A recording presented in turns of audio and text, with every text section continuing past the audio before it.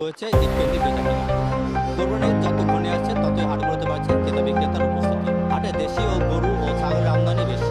খামারিদের পাশাপাশি স্থানীয় কৃষকরা নিয়ে এসেছেন লালন পালন করা গরু। জেলায় এবার ২১,৩৭৪টি খামারে ৪,৭৫,০০০